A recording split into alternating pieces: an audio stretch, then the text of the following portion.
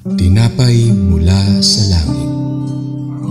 A daily morning devotion with CRC Family.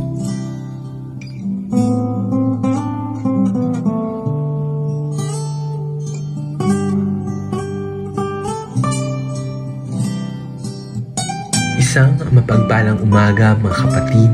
Narito tayo muli upang simulan ang araw natin kasama ang salita ng Diyos bilang gabay. At tayo po ay dumako muna sa isang maikling panalangin. Panginoong Diyos, maraming salamat po sa panibagong araw na ipinagkaloob mo sa amin. Panibagong umaga na ikaw ay mabigyan ng kapurihan at kadakilaan. At hinihingi po namin ang inyong gabay sa aming pagbubulay-bulay sa iyong mga salita. Na naway ikaw po ang manguna, ikaw ang maggabay at ikaw ang kumilos sa mga mensaheng gusto mong ipadala sa bawat isa sa amin. Ang lahat ng po na ito ay tinataas namin sa pangalan ng iyong anak na si Jesus. Amen. At ang ating pong pagninilay-nilayan ngayong umaga ay matatagpuan sa Deuteronomy chapter 33 verse 8 to 11 na may pamagat na They shall teach Israel your law. At ating pong basahin ang mga bersikulo. Sabi sa verse 8, about Levi he said, Your Thummim and your Urim belong to your faithful servant. You tested him at Massa. You contended with him at the waters of Meribah. He said of his father and mother, I have no regard for them. He did not recognize his brothers or acknowledge his own children, but he watched over your word and guarded your covenant.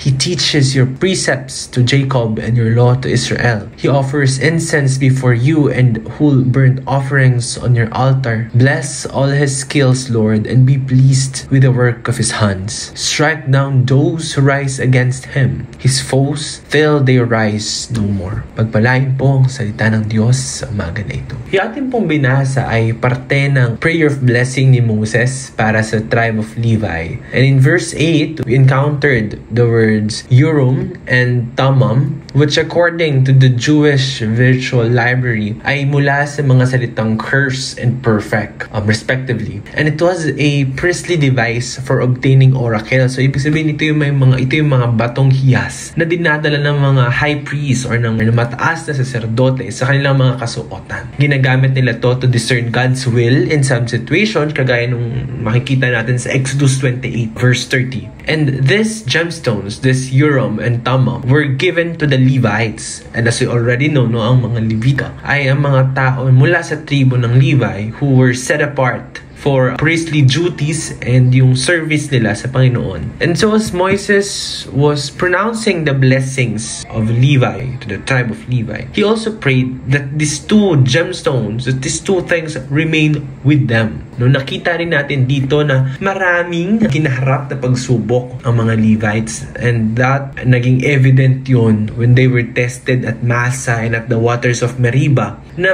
masasaliksik natin sa Exodus at sa Numbers o bilang. But in both tests, nakapasa at nalagpasan nila ito. And just like in our life today, God also uses scenarios, yung mga challenges, yung mga pagsubok, yung mga circumstances, yung mga situations to test our faith and to determine our responses. So, anong gagawin ba natin? O ano magiging reaksyon natin kapag tayo ay humaharap sa iba't ibang mga pagsubok? What is the purpose of God when we go through those circumstances? He wants us, He wants to see who would remain faithful to Him. Kaya tayo dapat maging kagaya ng sinabi sa Bible, unshakable, immovable in our faith. Ang mga Levites ay kilala sa kanilang katapatan at pagsunod sa Diyos. Sa mga talatang ito, ipinapakita nilang ang pinakamataas nilang priority or prioridad ay ang pagbabantay sa salita ng Diyos at pangangalaga sa kanyang tipan. Mas pinili lang makiisa sa Diyos kaysa sa mga tao.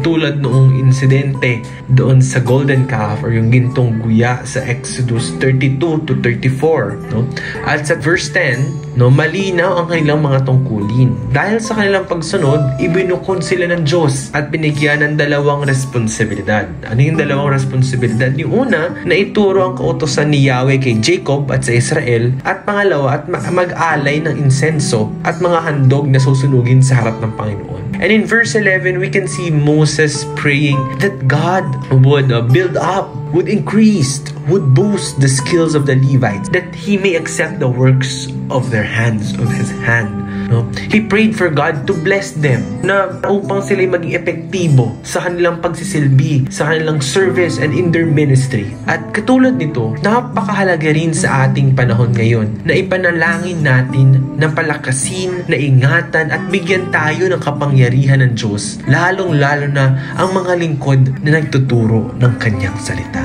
Bilang pagtatapos po, tayo ay muling dumako sa isang maikling panalangin. Panginoong Diyos, maraming salamat po sa mga salitang ipinadala mo sa amin, sa mga example na ipinagkaloob mo sa amin ngayong umaga, na katulad ng mga Levites, kami maging masunurin, maging tapat at sumunod sa kung ano yung gusto mong ipagawa sa amin. Kung ano man yung responsibilidad namin, ay magawa namin yung the best namin at para kami maging effective in our service and in our ministry. May you empower us, may you strengthen us, and may you protect each and every one of us. Maraming salamat po at naway gabayan niyo po kami sa araw na ito at sa mga susunod pang araw na patuloy kang makita sa bawat isa sa amin sa tanging pangalan ng iyong anak na si Jesus. Amen. Muli, maraming salamat mga kapatid sa pagsama sa atin sa umagang ito at patuloy po nating suportahan ang ating programa upang mas marami pang maabot ng salita ng Diyos na magliligtas sa lahat at magbibigay kapanatagan. Muli, magandang umaga at pagpalain nawa tayo ng may kapal.